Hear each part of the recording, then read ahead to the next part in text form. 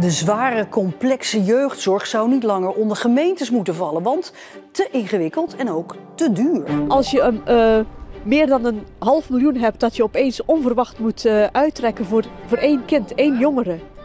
Ja, dat gaat ten koste van andere taken die je hebt. En verder in deze Zeeland nu. Geen warm water van Douw voor Hoek. En brievenbussen mogen toch nog even blijven.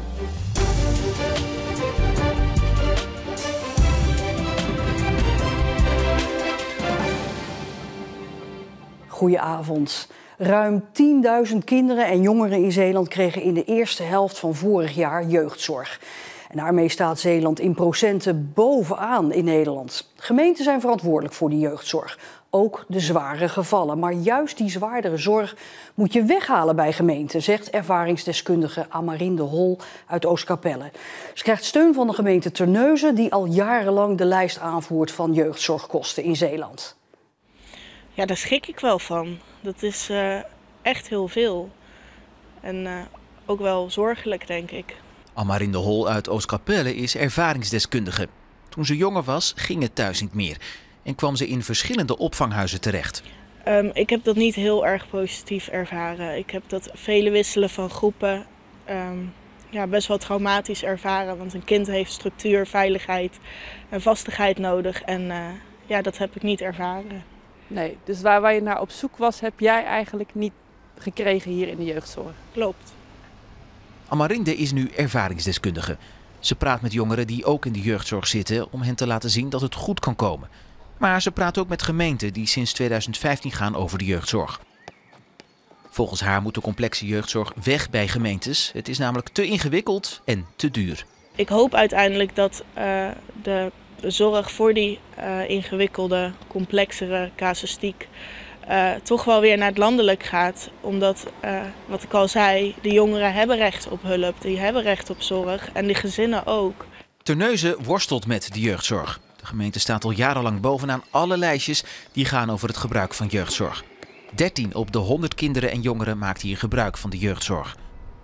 De zwaardere jeugdzorg terug naar het Rijk. Ook wethouder Suij is er voorstander van. Als je meer dan een $500.000 hebt dat je opeens onverwacht moet uittrekken voor één kind, één jongere. Ja, dat gaat ten koste van andere taken die je hebt. Dat gaat ten koste van bijvoorbeeld een pubtrekbaan die je zou willen aanleggen, speeltuinen die we aanleggen, opbouwwerkers, jongerenwerkers. Daar willen we op investeren. Maar ja, het moet ergens vandaan komen. Ja, aangeschoven is Marieke Kerklaan. Ja, Marieke, dat die zware jeugdzorg weg moet bij gemeenten. Amarinde en de wethouder zijn niet de enigen die dat vinden. Nee, dat klopt. Het speelt natuurlijk al jaren, zowel op landelijk als regionaal niveau. En inderdaad, dat die zwaardere jeugdzorg dus terug moet naar het Rijk. Dat wordt al vaker geroepen, bijvoorbeeld ook door verschillende hoogleraren jeugdrecht. En wat verstaan we dan onder zwaardere jeugdzorg? Dan moet je je voorstellen dat kinderen bijvoorbeeld of jongeren langere tijd in een opvanghuis zitten of in een kliniek en daar intensieve begeleiding krijgen van bijvoorbeeld een psycholoog of een psychiater. Nou hoorde ik in het filmpje de wethouder al spreken over soms €500.000 per kind. Over wat voor bedragen hebben we het verder? Ja, dat klopt. Het kan gaan om tonnen per kind. Om je een beeld te geven, vorig jaar hebben de Zeeuwse gemeenten samen €140 miljoen uitgegeven alleen al aan jeugdzorg. En dat was 7,7 miljoen bovenop wat ze al begroot hadden. En voor Terneuzen bijvoorbeeld, die heeft €1,5 miljoen extra bij moeten leggen. Dus dat zijn inderdaad echt gigantische bedragen voor gemeentes. Ja, die druk op de gemeente, dat is echt een probleem, hè? Ja, dat klopt. En dan heb je het niet alleen over de financiële druk. Maar gemeentes worstelen eigenlijk sinds 2015, sinds dat zij verantwoordelijk zijn met dat hele dossier jeugdzorg. Ze hebben te weinig geld, te weinig middelen en te weinig mensen. Ja, en het Rijk zegt eigenlijk, ja, die complexe jeugdzorg, die trekken wij voorlopig nog niet naar ons toe. Dus je hebt nu een soort padstelling. En dat is natuurlijk ontzettend triest, want je hebt het hier wel over duizenden kinderen, ook hier in Zeeland, die afhankelijk zijn van die jeugdzorg. Marieke Kerklaan, dankjewel. Een 21-jarige Vlissinger is veroordeeld tot 1,5 jaar cel nadat hij in januari vorig jaar een brandbom naar binnen gooide bij een woning aan de Zacharias Jansenstraat in Middelburg. Van die 1,5 jaar cel is een half jaar voorwaardelijk. De bom werd in een haarlakbus door de ruit gegooid en veroorzaakte een ravage in de woonkamer. De vingerafdrukken van de man staan op die bus en zijn telefoon is aan de plek gelinkt, maar hij ontkent iedere betrokkenheid. Wat de aanleiding geweest zou kunnen zijn voor die brandbom is niet duidelijk. Mensen uit de Randstad verhuizen steeds vaker naar het platteland, stelt het CBS. En ook veel Zeeuwse gemeenten profiteren daarvan. Vlissingen, maar ook Goes en Noord-Beveland stegen procentueel gezien het hardst. Maar niet alle gemeentes profiteren, vooral de gemeente Rijmerswaal blijft achter. Volgens het CBS verhuisde het afgelopen jaar zo'n 850 mensen uit die gemeente en kwamen er maar een schamele 650 voor terug. Ja, het leek ruim 2 jaar geleden het ei van Columbus. Water dat dauw gebruikt om processen mee te koelen. Niet langer lozen in de Westerschelde, maar gebruiken voor verwarming van het naastgelegen dorp Hoek. Maar dat project in Hoek blijkt niet zo eenvoudig als gehoopt. Het leek zo'n mooi plan. Restwarmte van dauw daar in de vorm van warm water via leidingen onder de grond naar Hoek brengen om hier de woningen te verwarmen. 2,5 jaar later staat het plan op losse schroeven. Douw die had gezegd, wij kunnen restwarmte leveren en we willen restwarmte leveren zonder dat we daar echt geld voor moeten zien. En toen wij verder gingen, was Douw weg.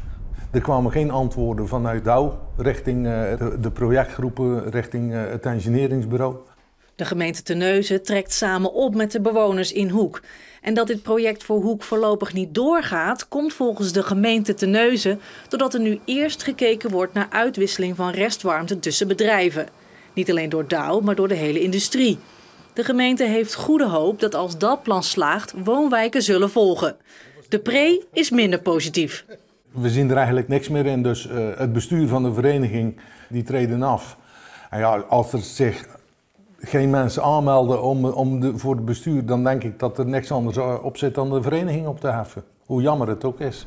Op 20 februari wordt het onderwerp besproken op de ledenvergadering van het restwarmteproject in Hoek. PostNL laat deze 32 postbussen op Noord-Beveland zeker nog een jaartje staan. Alle postbussen op het eiland staan al sinds 2023 in deze winkel in Kamperland en PostNL wilde ze sluiten, omdat er te weinig gebruik van wordt gemaakt. Particulieren en ondernemers zouden dan hun post in Goes of Renesse moeten gaan ophalen. Dat besluit draait PostNL tijdelijk terug na de ophef die is ontstaan. Nou prima, ik hoop dat die bij een jaar blijft, dat het nog lang mag voortbestaan. In de winkel in Kamperland worden ook huishoudelijke artikelen verkocht. En de eigenaar van de winkel is blij dat de postbussen blijven. Het hoort bij Totaal. Het is de post, de postzegels, de postbus, pakketdiensten. Dus als je een stukje afknipt, ja, het is gewoon niet compleet. Voor het einde van het jaar neemt PostNL een besluit of de postbussen toch definitief mogen blijven. Van Keulen Transport uit Middelburg is uitgeroepen tot Zeeuws familiebedrijf van het jaar. Van Keulen wint de prijs onder meer vanwege haar trots op de regio Zeeland. En andere genomineerden waren speeltuin en restaurant Het Klokhuis in Sint-Arendskerke en bouwbedrijf VKP in Capelle. Vannacht is het 72 jaar geleden dat Zeeland, Zuid-Holland en ook West-Brabant getroffen werden door de watersnoodramp. 1836 mensen kwamen daarbij om het leven. Groot probleem in de maanden na de ramp was de drinkwatervoorziening. De waterleidingen waren kapot en het drinkwater was vervuild. En maandenlang moest dat drinkwater per boot naar Zeeland komen. Het is inmiddels bijna 72 jaar geleden dat de dijken in Zeeland doorbraken. Door de overstroming ontstond een groot tekort aan drinkwater, vooral op Schouwen-Duiveland. Daarom moest drinkwater van buiten Schouwen-Duiveland worden aangevoerd. En dat was met grote waterboten vanuit Rotterdam destijds. Het drinkwater op Schouwen-Duiveland was ondrinkbaar geworden door te hoge zoutniveaus. En in kader van de volksgezondheid natuurlijk ook zeer onhygiënische omstandigheden en het risico op epidemieën. Dus ja, daar was drinkwater van buitenaf aanvoeren was een absolute noodzaak. Dan was er nog een extra ramp gebeurd. Ja, want als mensen ziek waren geworden natuurlijk ook. Hè, dat is later wel onderzocht. Dan hadden er dubbele cijfers kunnen vallen met slachtoffers natuurlijk. En hulpverleners bleven op die manier natuurlijk ook gezond. En zodoende konden de herstelwerkzaamheden een stuk sneller worden verricht. Met behulp van tankwagens werd het drinkwater verder verspreid. Er stond een fijnmazig net van punten waar burgers een emmertje water konden tappen. Hè? Want dat was letterlijk de realiteit. Hè? Maar er waren op meer plekken problemen met het drinkwater. Daarom werd de watertoren in Goes een noodreservoir. Goes was gewoon droog gebleven. Alleen tussen Kuiningen en Bad waren de dijken doorgebroken. Dus daardoor waren ook de leidingen naar Midden-Zeeland beschadigd. En dat was toch eigenlijk de aorta van de drinkwatervoorziening voor Zuid-Beveland en voor Walcheren. Nou, en daardoor kon er minder drinkwater uiteindelijk naar Midden-Zeeland. Dus ja, als gevolg daarvan moest er natuurlijk het gebruik omlaag worden gebracht. Dus dat betekende gewoon ook voorraadvat mensen gewoon hier water halen in plaats van via de kraan. Een nieuwe watersnoodramp lijkt ondenkbaar met de aanleg van de deltawerken. Dan is de vraag, kan de aanvoer van drinkwater nog op een andere manier in gevaar komen?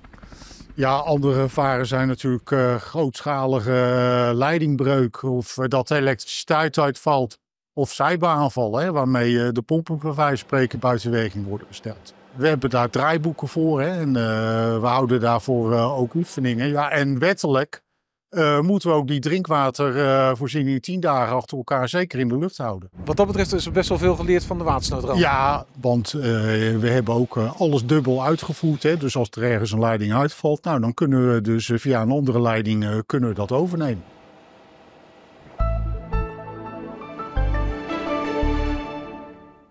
Mooie kleuren vanochtend tijdens de zonsopkomst in Zeeland. Op de meeste plaatsen bleef het droog bij een uiteindelijke middagtemperatuur van 1 graad of 6. Vannacht wat mistbanken en wat vorst aan de grond, maar daarna gaan we eigenlijk best een zonnig weekend tegemoet. Al blijft de temperatuur natuurlijk winters met 5 tot 6 graden. En ook na het weekend blijft het droog en wordt het iets minder koud, al blijft het 's nachts licht vriezen. En we hadden het zojuist in de uitzending al over de watersnoodramp. Morgenochtend zijn we bij de herdenking. Omroep Zeeland zendt dan de nationale herdenking bij het Watersnoodmuseum in Ouwerkerk live uit. Vanaf 5 minuten voor 10 op televisie en ook online. Dat dus morgenochtend. Voor nu nog een hele fijne avond en tot morgenavond bij een nieuwe Zeeland Nu.